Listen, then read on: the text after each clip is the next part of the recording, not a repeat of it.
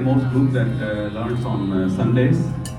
They are, of course, concert level songs, but deeper and heavier songs. So you get a different flavor.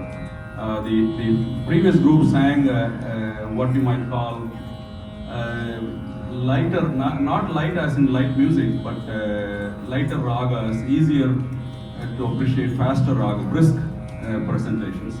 Whereas they are going to present more deeper, heavier presentations, because that's also something very important to learn as you go along. Otherwise, if you just sing all brisk songs, also it gets boring. So you want to have variations in speed and feeling and depth and all that. So from your left, we have Nishita, Rama, Kalpana, Pratibha, Malika, Gayatri, and Arundhati. And in Tamil Nadu, when we have festivals at Mariamman temple, people wear yellow sarees. You see a lot of people with yellow sarees. So we are also celebrating some version of Mariamman festival today.